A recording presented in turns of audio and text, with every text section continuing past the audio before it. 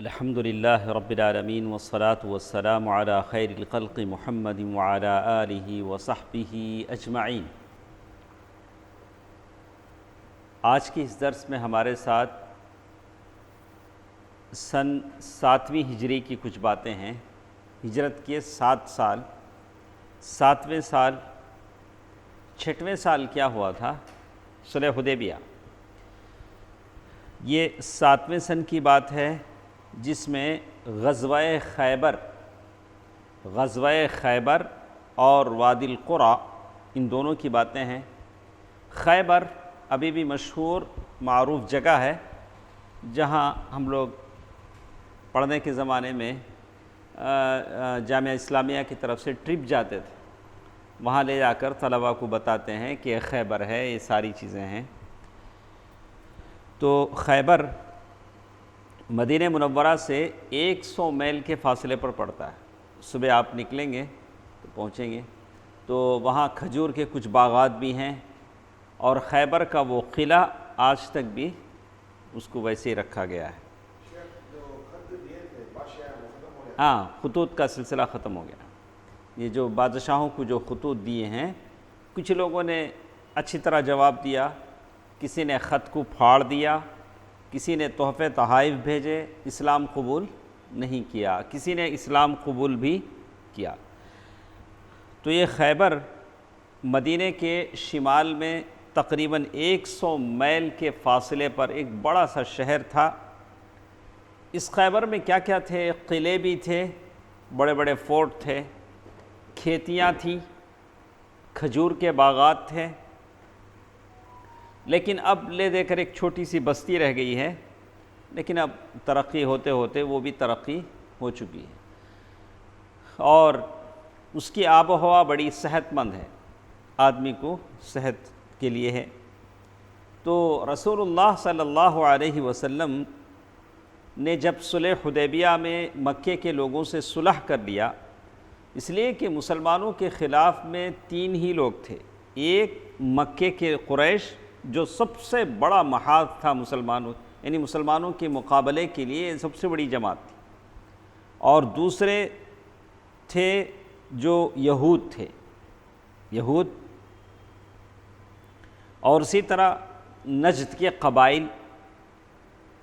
تو قریش سے تو معاملہ حل ہو گیا، قریش نے صلح کر لی، اب یہود رہ گئے، یہود میں سے کچھ ادھر ادھر ہو گئے، لیکن جا کر خیبر میں چھپے ہوئے تھے۔ خیبر ایک طرح سے یہود کے لیے ایک کنٹرول روم تھا، وہیں سے وہ مانیٹر کر رہے تھے مسلمانوں کے خلاف۔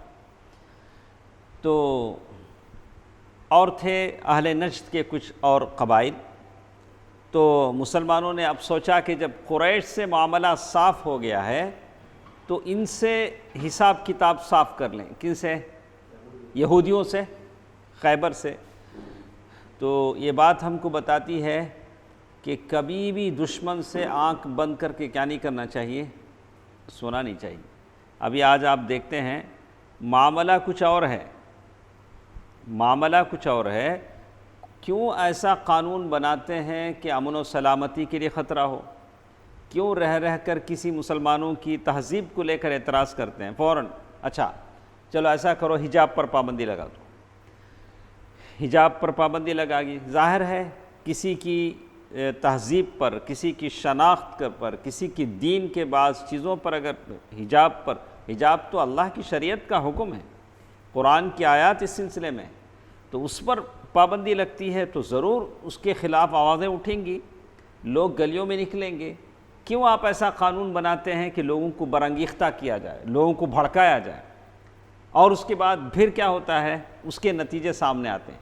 چلو انہیں پکڑو دھکڑو، ان کو گرفتار کرو، مار توڑ کرو، پیٹو، جیلوں میں بند کرو۔ اس کے بعد پھر جیلوں میں بند کرنے کے بعد اصل مسئلے سے توجہ ہٹ جاتی ہے۔ اس کے بعد جو جیل میں بند ہوئے ان کی ہسٹری پڑھی جاتی ہے، یہ کس پارٹی سے تعلق رکھتے ہیں۔ ابھی وہ 6 بچیاں ہیں، بچیاں کیوں یہ کر رہے ہیں وہ نہیں دیکھا جا رہا۔ کیا دیکھا جا رہا؟ ان کا تعلق کس سے ہے، اصل مسئلے سے کیا کرتے ہیں؟ توجہ ہٹاتے ہیں۔ تو ہونا ہی چاہیے کہ آپ کیوں ایسا قانون بناتے ہیں کہ لوگ گلیوں میں نکلیں؟ کیوں چین سے لوگوں کو جینے نہیں دیتے ہو؟ کیوں امن سے لوگوں کو جینے نہیں دیتے ہو؟ کیوں لوگوں کی تہذیب اور شریعت پر حملہ کرتے ہو؟ اور پھر اس کے نتائج پر پھر ریاکشن جو ہوتا ہے، ظاہر ریاکشن ہوگا۔ جس کے بھی جتنے بھی اس ملک میں، یہ ایک سیکولر ملک ہے، کسی بھی مذہب کے اوپر اگر آپ بات آتی ہے تو وہ لوگ اعتراض کریں گے، اس لیے کہ ان کی اپنی شناخت ہے، اپنی تہذیب ہے، اپنی پسند ہے، تو ہر ایک کو اپنے اپنے مذہب پر عمل کرنے کی اجازت ہے۔ تو اللہ کے نبی صلی اللہ علیہ وسلم یہ چاہ رہے تھے کہ سب سے پہلے یہود سے اپنا حساب و کتاب کیا کر لیں، صاف کر لیں، تاکہ مسلمان امن و چین سے زندگی گزاریں۔ مکے والوں سے 10 سال کے لیے صلح ہو گئی، اب یہود ہیں تو ان سے اگر حساب و کتاب ہو جاتا ہے تو مسلمانوں کو ایک طرح کیا ہو جائے گا، امن و سکون ہو جائے گا۔ اس لیے کہ خیبر سازشوں کا گڑھ تھا، یہیں سے کیا ہوتی تھیں، سازشیں ہوتی تھیں، اور یہیں سے لوگوں کو سپورٹ بھی ملتا تھا۔ مسلمانوں کے خلاف لڑنا ہے تو کیا کرو، ہمارے پاس سے کیا کرو، سپورٹ ہو۔ جیسے کوئی اچھا کام کرنا چاہتا ہے تو ہم کیا کرتے ہیں، اسے کتابیں دیتے، بھئی یہ کتابیں لے جاؤ، لوگوں میں اچھا کام کرو۔ وہ لوگ فساد پھیلانے کے لیے کیا کرتے تھے، سپورٹ کرتے تھے۔ اور جنگ کی آگ بھڑکانے کا کان تھا۔ کان بولے تو کون سا کان؟ ایک کان تو ہمارے ہیں، 2 کان، یہ وہ کان نہیں ہے، میں کول مین بولتے نہیں، کوئلہ جہاں سے نکلتا اسے کیا بولتے ہیں، کوئلے کی کان۔ یہ خیبر کون سا کان تھا؟ فساد بھڑکانے کا کان۔ وہیں سے پورا کیا ہوتا تھا، فساد بھڑکاتے تھے، وہیں بڑے بڑے خیبر گرو گھنٹال تھے۔ تو مسلمانوں نے سب سے پہلے اسی پر نگاہ ڈالی، سب سے پہلے کیا کرنا چاہیے، اسی کو ختم کرنا چاہیے۔ تو ہم لوگ اس سے پہلے بھی سنے ہیں کہ خیبر یہ ایسی جگہ تھی کہ خندق کی جنگ میں، جنگ احزاب میں سارے دشمنوں کو بھڑکا کر لانے والے خیبر والے ہی تھے۔ خیبر کے یہودی تھے جو مسلمانوں کو بھڑکا کر لائے تھے۔ پھر یہی خیبر والے تھے جنہوں نے بنو قریظہ کو غدر و خیانت پر آمادہ کیا۔ بنو قریظہ خیانت نہیں کرتے تھے، راتوں رات یہ گیا حیی بن اخطب، جا کر کہا کہ ہمت کرو، لڑیں گے، کچھ بھی ہوگا، تو بہرحال سب کے سب کیا ہو گئے، قتل کر دیے گئے۔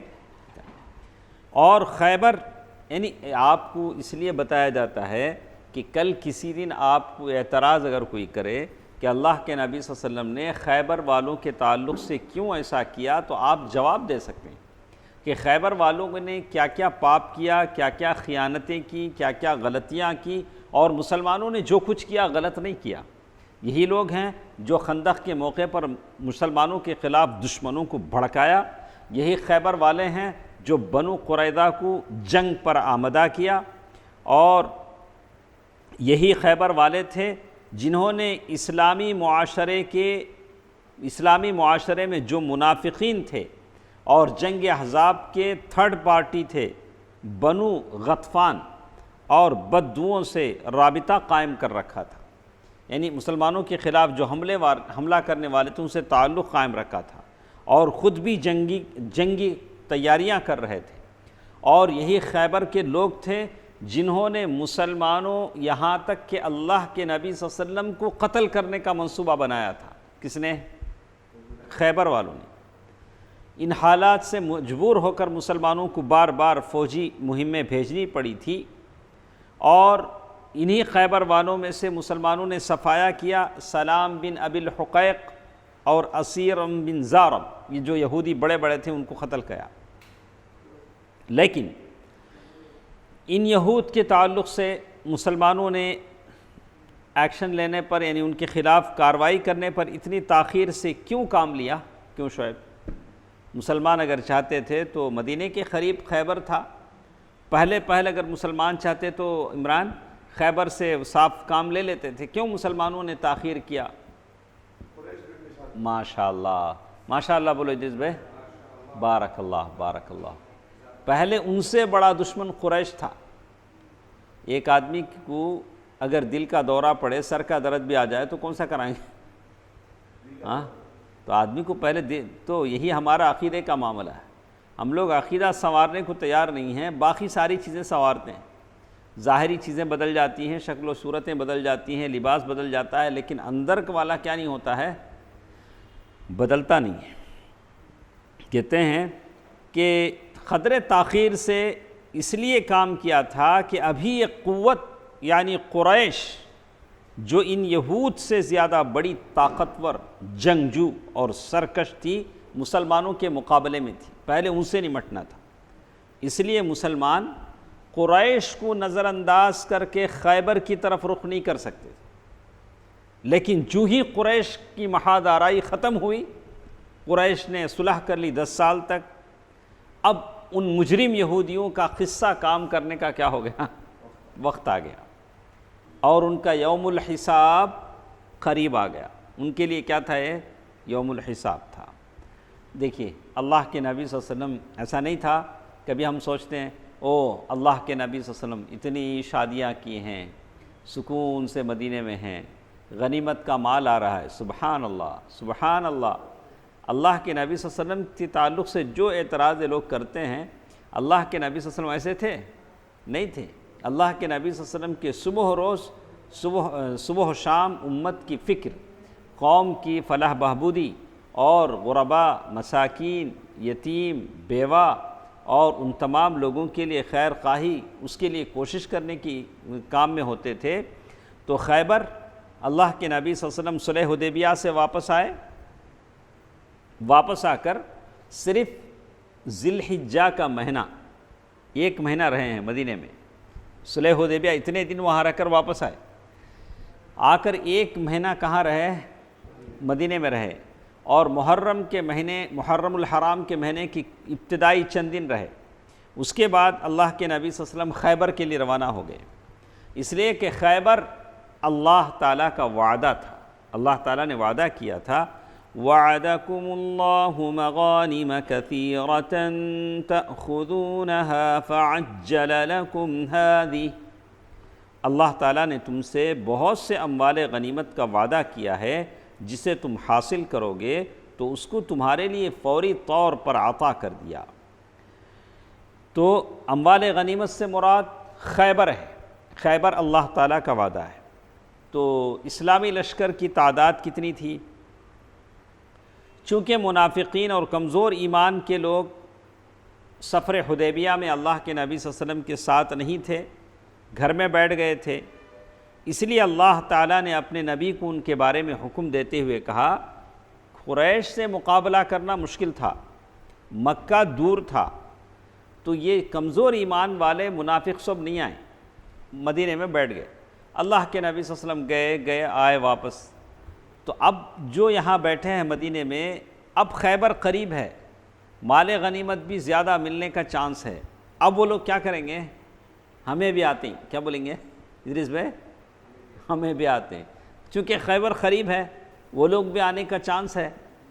تو اللہ تعالیٰ نے فوراً ہی ان کی تصویر کھینچ دی، کہا سَيَقُولُ الْمُخَلَّفُونَ إِذَا انطَلَقْتُمْ إِلَى مَغَانِمَ لِتَأْخُذُوهَا ذَرُونَا نَتَّبِعْكُمْ يُرِيدُونَ أَن يُبَدِّلُوا كَلَامَ اللَّهِ قُل لَّن تَتَّبِعُونَا كَذَلِكُمْ قَالَ اللَّهُ مِن قَبْلُ بل فسيقولون بل تحسدوننا بل كانوا لا يفقهون إلا قليلا۔ سورۃ الفتح آیت نمبر 15۔ جب تم اموال غنیمت حاصل کرنے کے لیے جانے لگو گے تو یہ پیچھے چھوڑے گئے لوگ کہیں گے ہمیں بھی اپنے ساتھ چلنے دو، کیا بولیں گے، ہمیں بھی آتے ہیں، یہ چاہتے ہیں کہ اللہ کی بات کو بدل دیں، لیکن اللہ ان کو ساتھ کیا نہیں کرتا، لینا نہیں چاہتا ہے۔ ان سے کہہ دینا تم ہرگز ہمارے ساتھ نہیں چل سکتے، چونکہ صلح حدیبیہ نہیں آئے تو یہاں تم لوگ کیا نہیں کر سکتے، ہمارے ساتھ چل نہیں سکتے۔ اللہ تعالیٰ نے پہلے ہی سے یہ بات کہہ دی ہے، اس پر یہ لوگ کہیں گے نہیں بلکہ تم لوگ ہم سے حسد کرتے ہو۔ اب جب نہیں آنا بولے تو کیا بولتے ہیں، تمہیں ہمارے سے جلتے ہی اس کے واسطے تمہیں بولتے نہیں آنا بول کو، ہاں ایسا نہیں تو ویسا۔ انگور نہیں ملے تو عمران کیا کہتے ہیں؟ انگور نہ ملے تو کھٹے۔ جیسے ایک آدمی ہیں، ان کی بڑی خواہش انہوں ڈاکٹر بننا بول کو، بن سکے نہیں، کیا بولیں گے؟ کیا 23 سال پڑھ کو کیا آج کرنے جاتے ہیں، کیا بولیں گے؟ تو جو چیز آدمی نہیں پاتا، الناس اعداء لما جہلوا، الناس اعداء لما جہلوا۔ اب کسی کو کوئی زبان نہیں آتی، عربی زبان یا تمل زبان، کوئی اور مشکل انگلش نہیں آتی، کیا بولیں گے؟ کیا بھائی تمہیں انگریز کیا تمہیں، جب دیکھو انگلش میں بول رہے، کئی کو مشکل کیا ان کو نہیں آتی پہلے۔ ارے سیکھو، اللہ تعالیٰ کی زبانیں سیکھو، دعویٰ کرو۔ الناس اعداء لما جہلوا، لوگ اس چیز کے دشمن بن جاتے ہیں جس سے وہ جاہل ہوتے ہیں۔ آ گیا نہیں آیا تو مشکل ہو گئے۔ کہاں تو کہتے ہیں رسول اللہ صلی اللہ علیہ وسلم نے خیبر کی روانگی کا اعلان فرمایا، روانگی کا ارادہ کیا تو فرمایا، دیکھیے اللہ کے نبی صلی اللہ علیہ وسلم کا اعلان کیسے ہے، کیا ہے؟ صرف وہی آدمی روانہ ہو سکتا ہے، وہی آدمی ہمارے ساتھ روانہ ہو سکتا ہے جسے واقعتاً لڑائی کی رغبت اور خواہش ہے۔ اس اعلان کے نتیجے میں آپ کے ساتھ صرف وہی لوگ جا سکے جنہوں نے حدیبیہ میں درخت کے نیچے بیعت رضوان کی تھی۔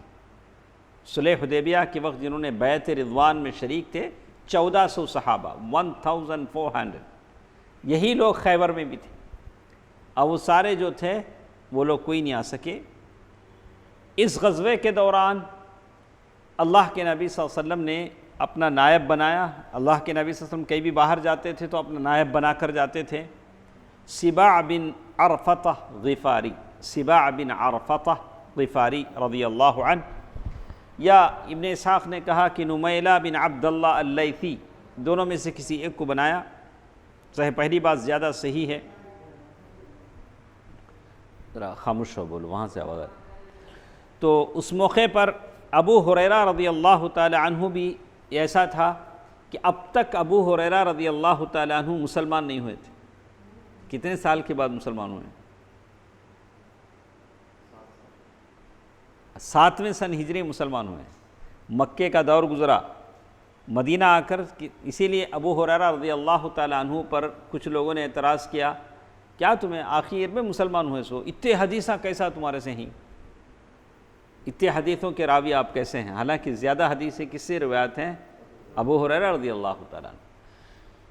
چونکہ ابو ہریرہ رضی اللہ تعالی عنہ سائے کی طرح اللہ کے نبی صلی اللہ علیہ وسلم کے پیچھے رہتے تھے، ساری چیزوں کو جانتے، سمجھتے، سوچتے تھے، تو 7 سن ہجری میں اللہ کے نبی صلی اللہ علیہ وسلم مدینے سے نکل کر خیبر کے لیے چلے گئے۔ اس وقت مدینہ آئے ابو ہریرہ رضی اللہ عنہ، اپنے ساتھیوں کے ساتھ آئے، مسلمان ہوئے۔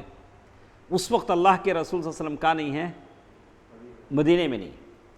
تو ان کے جو نائب تھے، جو بھی تھے، کون تھے نائب؟ جو صحیح روایت کے مطابق جو نائب تھے سباع بن عرفطہ غفاری رضی اللہ عنہ، انہوں نے ان کے لیے رخت سفر کا انتظام کیا، خیبر تک جانے کا۔ توشہ کا مطلب کیا ہوتا تھا؟ سواری، سفر کرنے کی سواری، کھانا پینا، 100 میل جانا ہے نا، تو سواری کا انتظام کیا ان کے ساتھ جو لوگ آئے تھے۔ تو معلوم کیا ہوتا ہے، آدمی کبھی کسی کا اسسٹنٹ بن جاتا ہے تو اسسٹنٹ کی جو ذمہ داری ہے وہ اسے کیا کرے؟ ادا کرے۔ کیا عمران؟ کوئی بھی ذمہ داری میں نہیں ہوں، میں نے اپنی ذمہ داری آپ کو دے دی، آپ وہ ذمہ داری پورا، اب بولے نہیں مجھے نہیں معلوم، آئے تو پوچھ لو گے۔ ارے پھر تمہیں کئی کو نائب بنے سو، آپ نائب ہیں، آپ ان کی ذمہ داری سنبھال لیں، تو آپ کیا کرنا؟ سیرت بتاتی ہے کہ ابو ہریرہ رضی اللہ تعالی عنہ کے لیے انہوں نے کیا کیا؟ توشے کا انتظام کیا۔ اس موقع پر ابو ہریرہ رضی اللہ عنہ بھی مسلمان ہو کر مدینہ تشریف لائے۔ اس وقت حضرت سباع بن عرفطہ فجر کی نماز پڑھا رہے تھے، فجر کے بعد آئے۔ نماز سے فارغ ہوئے تو ابو ہریرہ رضی اللہ تعالی عنہ ان کی خدمت میں پہنچے، بولے کہ میں مسلمان ہوا ہوں۔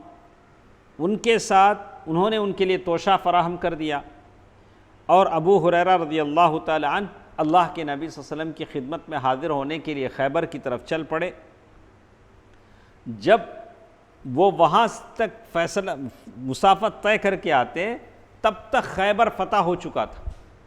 کیا ہو گیا؟ خیبر فتح ہو گیا۔ تو ظاہر ہے خیبر کی غنیمت میں حصہ انہی لوگوں کو ملے گا جو خیبر کے جنگ میں کیا رہے ہوں گے؟ شریک رہے ہوں گے۔ لیکن ابو ہریرہ رضی اللہ عنہ کب پہنچ رہے ہیں؟ جب جنگ ختم ہو گئی۔ رسول اللہ صلی اللہ علیہ وسلم نے مسلمانوں سے گفتگو کی، حضرت ابو ہریرہ رضی اللہ عنہ اور ان کے ساتھیوں کو بھی مال غنیمت میں شریک کر لیا۔ اللہ کے نبی صلی اللہ علیہ وسلم فرمایا کہ جب اس نیت سے وہ نکل چکے ہیں، یہ اور بات کہ ہمارے پاس جنگ ختم ہو چکی ہے، لیکن غنیمت کے مال میں سے کس کا حصہ ہے؟ ابو ہریرہ کا بھی حصہ ہے۔ اللہ کے نبی صلی اللہ علیہ وسلم نے اس کے لیے بھی ساتھیوں سے مشورہ کیا۔ ایسا نہیں ہوا کہ اپنی مرضی سے دے دیں، اللہ کے چاہتے دے سکتے تھے، اس لیے کہ اللہ کے نبی صلی اللہ علیہ وسلم صاحب شریعت ہیں۔ تو اللہ کے نبی صلی اللہ علیہ وسلم نے پھر بھی، یہ آپ کا تواضع تھا، خاکساری تھی، اللہ کے نبی صلی اللہ علیہ وسلم نے اپنے ساتھیوں سے مشورہ کیا۔ اب دیکھیے ایک اور بات آتی ہے، اب خیبر کی یہود کے لیے جب بھی مصیبت آتی تو مدینے کے جو منافق ہوتے تھے وہ ہمدردی بتاتے تھے۔ ہاں ایسا ہوا، یہود جو مدینے میں جو منافق تھے اب وہ خیبر کے یہودیوں کے لیے ہمدردی بتا رہے ہیں۔ تو رأس المنافقین، منافقوں کا جو سردار تھا عبداللہ بن ابی نا، تو یہود خیبر کے یہودیوں کو ایک پیغام بھیجا۔ کیا پیغام ہے؟ اب محمد نے تمہاری طرف رخ کیا ہے، اب کس کی باری ہے؟ خیبر والو اب تمہاری باری ہے، لہذا چوکنا ہو جاؤ، الرٹ ہو جاؤ، تیاری کر لو، پریپیئر ہو جاؤ، اور دیکھو ڈرنا نہیں۔ کون تسلی دے رہا ہے؟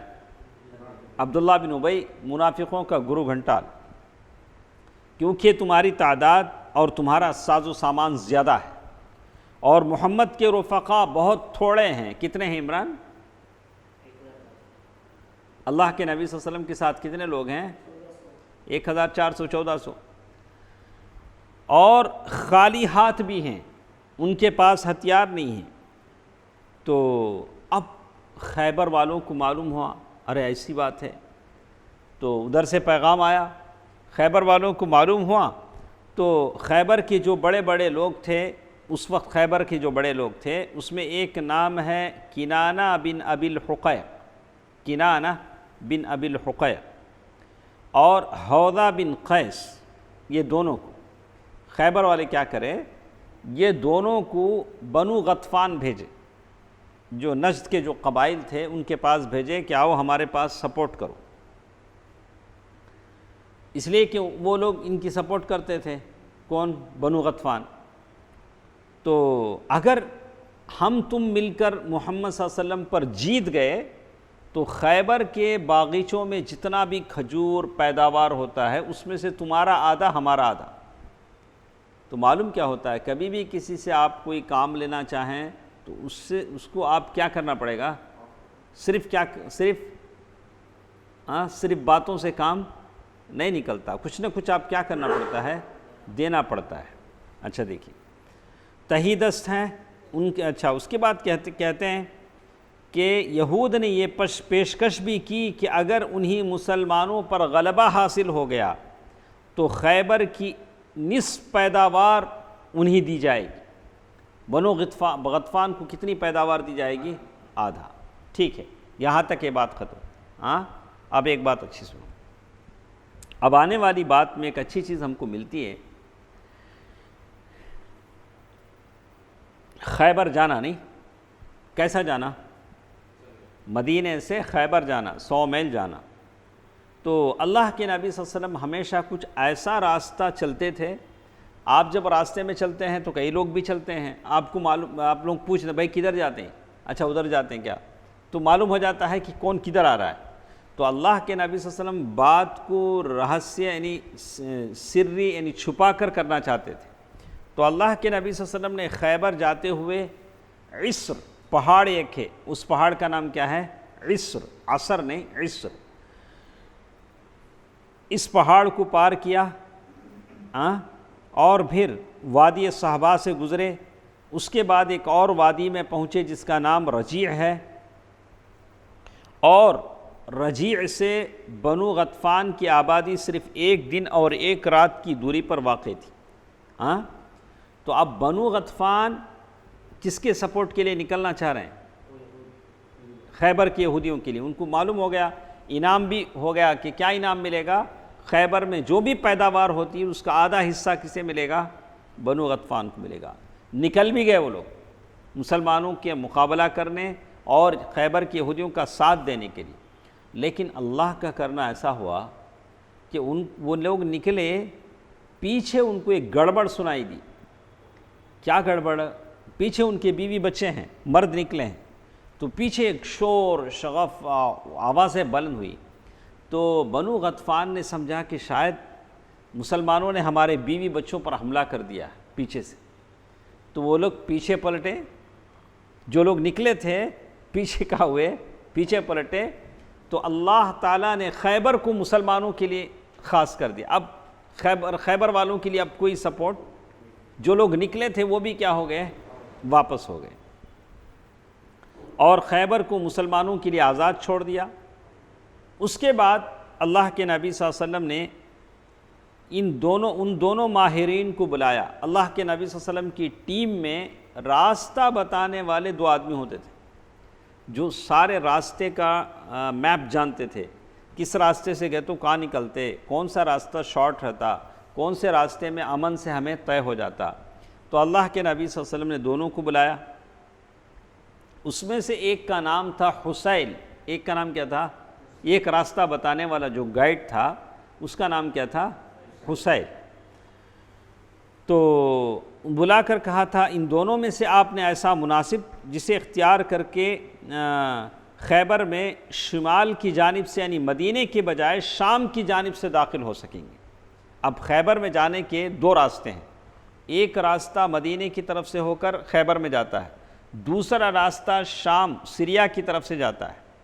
تو حسیل نے کہا کہ ایسا کرتے ہیں، مدینے سے خیبر جانے کا جو راستہ ہے وہ چھوڑ دے کے شام سے جو راستہ خیبر کو جاتا ہے وہ راستے میں جائیں گے۔ بولا کہ کیوں؟ اس لیے وہ راستہ ہم اختیار کریں گے کہ خیبر کے یہودیوں کو شام بھاگنے کا موقع نہیں ملے گا۔ اس راستے سے جب ہم آئیں گے تو یہودی کیا ہو جائیں گے؟ خیبر میں پھنس جائیں گے۔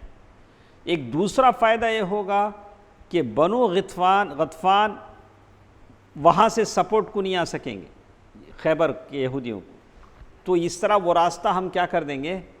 بند کر دیں گے۔ تو ان دونوں میں سے ایک گائیڈ نے کہا ہے اللہ کے رسول صلی اللہ علیہ وسلم میں آپ کو ایک ایسے راستے سے لے چلوں گا۔ یہ بولا اچھا میں لے جاتا ہوں ایک اچھے راستے میں۔ وہ آگے چلا، ایک جگہ پہنچے تو خیبر جا رہے ہیں اللہ کے نبی صلی اللہ علیہ وسلم۔ اچھا سوچ لو، زندگی میں ایسا کبھی ہوتا ہے۔ تو ایک جگہ پہنچے تو کئی راستے پھوٹے وہاں سے، ادھر ایک راستہ جاتا، ادھر ایک راستہ جاتا، ادھر ایک راستہ جاتا، اور یہ پورے راستے خیبر کچھ جاتے۔ اللہ کے نبی صلی اللہ علیہ وسلم ایک ایسے راستے پر پہنچے ہیں، کئی راستے وہاں سے کھلتے ہیں اور سب راستے کیا ہوتے ہیں؟ خیبر ہی کو جاتے ہیں۔ تو اللہ کے نبی صلی اللہ علیہ وسلم سے انہوں نے کہا یا رسول اللہ ان سب راستوں سے آپ خیبر پہنچ سکتے ہیں۔ تو اللہ کے نبی صلی اللہ علیہ وسلم کا یہ دیکھیے اسوہ دیکھیے، اللہ کے نبی صلی اللہ علیہ وسلم نے فرمایا کہ یہ جو جتنے بھی راستے ہیں نا ہر ایک کا نام بتاؤ، ہر ایک کا نام بتاؤ۔ تو پہلے راستے کا نام بتایا اللہ کے نبی صلی اللہ علیہ وسلم، یہ راستہ ہے خیبر جاتا ہے لیکن اس کا نام حزن ہے۔ حزن جیسے حزن و ملال بولتے نہیں ہمیں کا، تو اس کا معنی ہوا سخت اور کھردرا۔ حزن سخت اور کھردرا۔ تو اللہ کے نبی صلی اللہ علیہ وسلم فرمایا نہ مجھے نہیں چاہیے، یہ راستہ کیا ہے؟ نہیں۔ اللہ کے نبی صلی اللہ علیہ وسلم نے راستہ دیکھا نہیں، لیکن صرف نام کی وجہ سے کیا کرے، اس لیے نام اچھا رکھنا۔ ادریس بھائی رکھتے ہیں نہیں، ابو بکر رکھے، عثمان رکھے، کیا رکھے؟ عثمان، عثمان دیکھو ماشاء اللہ،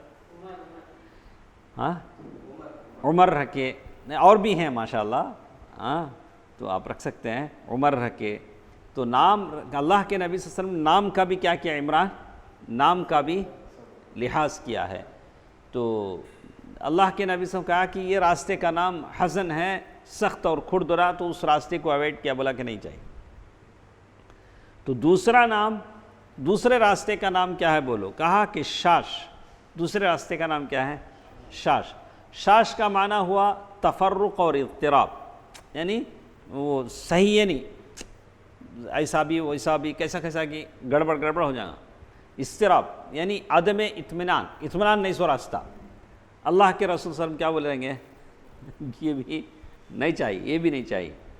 اچھا، تو تیسرے راستہ کیا ہے؟ تو انہیں کہا کہ حاطب. تیسرے راستے کا نام کیا ہے؟ حاطب. ہم ایک صحابی کا نام ہے حاطب بن ابی بلتع. حاطب کا اصل معنی آتا ہے لکڑہارا. لکڑہارا، لکڑہارے کی انگلش میں کیا بولیں گے؟ وہ جو مارتا نا وہ، ہاں. تو لکڑہارا، اللہ کے نبی صلی اللہ علیہ وسلم نے اس پر بھی چلنے سے انکار کر دیا، بولا کہ یہ بھی نہیں چاہیے، یہ بھی نہیں چاہیے. اب ایک ہی راستہ باقی رہ گیا. 3 راستے تو ہو گئے، چوتھا راستہ ایک باقی رہ گیا. تو عمر رضی اللہ تعالیٰ عنہ نے پوچھا، اب عمر رضی اللہ تعالیٰ پوچھا کہہ رہے اس راستے کا نام کیا ہے؟ تو گائیڈ نے کہا کہ مرحب. مرحب کے معنی کشادگی، کشادگی. تو اللہ کے نبی صلی اللہ علیہ وسلم فرمایا کہ اس راستے پر چلتے ہیں، اس راستے پر چلتے ہیں. تو آپ ایک اچھا کام کرنا چاہ رہے ہیں تو وسائل بھی آپ کے کیا ہوں؟ اچھے ہوں. نکاح کرنا چاہ رہے ہیں، جمعہ کا دن اچھا ہے یا جمعرات کا دن، کوئی ایسا مبارک وقت آپ کیا کریں، یہ کریں. تو کوئی بھی کام ہے، کوئی بھی کام گھر کرایہ پر دینا چاہ رہے ہیں، کسی صالح آدمی کو ڈھونڈیں، نیک آدمی کو ڈھونڈیں، وہ آپ کے گھر میں قرآن پڑھے گا، نمازیں پڑھے گا. اچھا کیا عمران؟ گھر کرایہ پہ دیتے ہوئے، یعنی کہ کون کرایہ زیادہ دیتا، کون گورنمنٹ نوکری والا مہینہ میں کرایہ آ جاتا، ایسا نہیں ہے. تو آپ ایک اچھے آدمی کو اپنے لیے کیا کریں، پسند کریں. تو ایک ہی، لیکن یہ ضروری نہیں کہ آدمی جو بھی اچھا آدمی ہو، کوئی بھی اچھا آدمی ہو سکتا ہے، ہاں کوئی بھی اچھا آدمی ہو سکتا ہے. تو اللہ کے نبی صلی اللہ علیہ وسلم اب کون سے راستے سے چلے ہیں؟ ہاں مرحب راستے سے چلے ہیں. چلتے ہوئے اللہ کے نبی صلی اللہ علیہ وسلم راستے کے کچھ واقعات ہوئے. سلمہ بن اکوع رضی اللہ عنہ کا بیان ہے کہ سلمہ بن اکوع رضی اللہ عنہ صحابی ہیں. تو راستے سے چلتے ہوئے کہہ رہے ہیں کہ ہم خیبر کی طرف روانہ ہوئے، رات میں سفر طے ہو رہا تھا. کیسے چل رہے تھے؟ رات میں سفر طے ہو رہا تھا. تو ایک آدمی نے عامر سے کہا کہ عامر، کیوں نہ ہمیں اپنے کچھ نوادرات سناؤ، تمہارے شعر کی کچھ باتیں سناؤ. تو عامر رضی اللہ عنہ شاعر تھے. تو سواری سے اترے اور حدیث خوانی کرنے لگے، شعر سنانے لگے. اللہم لولا انت مہتدینا ولا تصدقنا ولا صلینا فاغفر فداء لك ما اتقینا وثبت الاقدام الا قینا. تو وہ اشعار کہنے لگے، وَأَلْقِيًا سَكِينَةً عَلَيْنَا إِنَّا إِذَا صِيحَ بِنَا أَبَيْنَا وَبِالصِّيَاحِ عَوَّلُوا عَلَيْنَا. اے اللہ، اگر تو نہ ہوتا تو ہم ہدایت نہ پاتے. اللہ نے اگر ہم یہاں نہ بٹھایا ہوتا تو ہم یہاں بیٹھتے.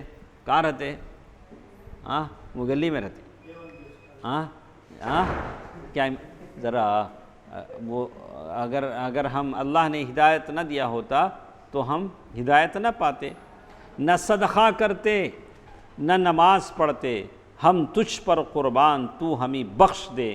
جب تک ہم تقوی اختیار کریں گے اور ہم ٹکرائیں گے تو ہمیں ثابت قدم رکھ اور ہم پر سکینت نازل فرما. جب ہمیں للکارا جاتا ہے تو ہم اکڑ جاتے ہیں، اور للکار میں ہم پر لوگوں نے اعتماد کیا ہے. بہرحال یہ اشعار تھے جوش دلانے کے لیے. سفر لمبا ہے. آج کل کیا کرتے ہیں، سفر گزارنا ہے تو انہیں کانا میں لگا لیتا نہیں. ٹریولنگ میں یہ کیا ہے؟ دل کے اطمینان کا.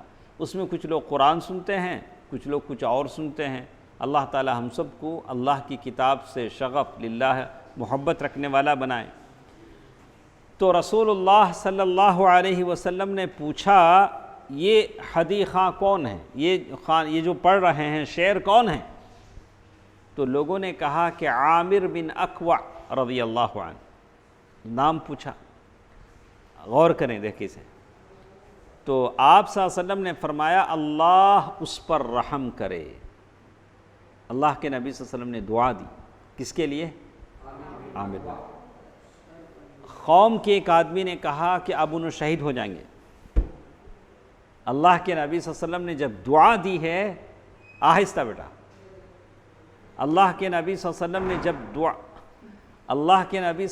نے جب دعا دی ہے تو وہ کیا کریں گے؟ شہید ہو جائیں گے۔ قوم کے ایک آدمی نے کہا اب تو ان کی شہادت واجب ہو گئی، آپ نے ان کے وجود سے ہمیں بہرور کیوں نہ فرمایا؟ اگر اللہ کے نبی صلی اللہ علیہ وسلم کہتے اللہ ان کی زندگی میں برکت دے، لیکن اللہ کے نبی صلی اللہ علیہ وسلم نے کہا اللہ ان پر رحم کرے، تو مطلب وہ شہید گئے۔ صحابہ کرام کو معلوم تھا کہ جنگ کے موقع پر رسول اللہ صلی اللہ علیہ وسلم کسی انسان کے لیے جنگ کے موقع پر کسی انسان کے لیے خصوصیت سے دعائے مغفرت کریں تو وہ شہید ہو جاتا ہے۔ اللہ اکبر، اللہ اکبر۔ جنگ کے موقع پر کسی انسان کا نام لے کر خصوصیت کے ساتھ اللہ کے نبی صلی اللہ علیہ وسلم دعا کرتے ہیں تو اللہ اس کے لیے شہادت مقدر کر دیتے ہیں۔ اور یہی واقعہ جنگ خیبر میں عامر بن اکوع رضی اللہ عنہ کے لیے بھی پیش آیا، اسی لیے انہوں نے یہ عرض کی تھی کیوں نہ ان کی درازی عمر کی دعا کی گئی کہ ان کے وجود سے ہم مزید بہرور ہوتے اور زیادہ ہم کو فائدہ ہوتا۔ نمبر 2، یعنی جو واقعات خیبر کو جاتے ہوئے پیش آئے اس کا ذکر کیا، ایک عامر بن اکوع رضی اللہ عنہ کی باتیں۔ دوسرا، خیبر کے بالکل قریب وادی صحبہ میں آپ نے عصر کی نماز پڑھی۔ عصر کی نماز پڑھنے کے بعد توشے منگوائے گئے، ہاں تمہارے پاس کیا ہے عمران لاؤ، آپ کے پاس کیا ہے لاؤ، سارے، اور اللہ کے نبی صلی اللہ علیہ وسلم نے بھی اپنا توشا۔ تو پھر بولا اچھا سو ملا ڈالو، کیا بھی نہیں رہنا، یہ میں لایا سو تمہیں انہوں لائے سو، اسے کیا کر دیے، سب ملا دیے گئے۔ پھر آپ صلی اللہ علیہ وسلم نے کھائے اور صحابہ کرام نے بھی کھائے۔ تو کیا کھائے وہ؟ کتنے بڑے بڑے توشے تھے، ستو، کیا تھے وہ؟ ستو۔ پھر توشے منگوائے گئے تو صرف ستو لائے گئے، ستو ہی تھا اور کچھ نہیں تھا وہاں۔ تو اس کے بعد آپ نے نماز مغرب کے لیے اٹھے تو ستو کھا کر اللہ کے نبی صلی اللہ علیہ وسلم نے صرف کلی کیا، وضو نہیں بنایا۔ اللہ کے نبی صلی اللہ علیہ وسلم نے کیا کیا؟ وضو بنائے نہیں ہیں، صرف کیا کرے ہیں؟ کلی کریں۔ صحابہ نے بھی کلی کی، اللہ کے نبی صلی اللہ علیہ وسلم جیسے کرتے تھے صحابہ اسی کرتے تھے۔ پھر آپ صلی اللہ علیہ وسلم نے نماز پڑھی اور وضو نہیں فرمایا، صرف پچھلے ہی وضو پر اکتفا کیا۔ معلوم یہ ہوتا ہے کہ اگر پانی کم ہے تو ایک وضو سے 2 نمازیں بھی آپ پڑھ سکتے ہیں۔ تو تھوڑے لوگ پانی کم ہے تو بھی نہیں، میں دوبارہ وضو بنانا، ایسا کیا بھی ضروری نہیں۔ اگر پانی نہیں ہے، پانی کم ہے، آپ باوضو ہیں، تو آپ پچھلے وضو سے وہ نماز کیا کر سکتے ہیں؟ پڑھ سکتے ہیں۔ پھر آپ صلی اللہ علیہ وسلم نے عشاء کی نماز ادا فرمائی۔ تو یہ باتیں تھیں خیبر کی طرف۔ انشاءاللہ کل کے درس میں ہم پڑھیں گے، ٹائم ہو گیا شعیب، ہاں انشاءاللہ کل کے درس میں ہم پڑھیں گے اسلامی لشکر خیبر کے دامن میں آتے آتے کہاں پہنچ چکے ہیں؟ خیبر پہنچ چکے ہیں۔ وہاں کیا کیا چیزیں ہوتی ہیں ماشاءاللہ بہت ہی دلچسپ، بہت ہی ہمارے لیے قابل عمل۔ اللہ کے نبی صلی اللہ علیہ وسلم کی زندگی سے ایسی باتیں ہمارے ساتھ آتی ہیں، ہم تمام عمل کرنے والوں کے لیے بہت ہی سبق آزمودہ، سبق دینے والے ہیں۔ تو آپ انشاءاللہ جلد وقت آ جانے کی کوشش کریں. انشاءاللہ کل یہ باتیں سنتے ہیں. اللہ تعالی بہتر بات سننے اور عمل کرنے کی توفیق دے. آمین. والسلام علیکم ورحمۃ اللہ وبرکاتہ.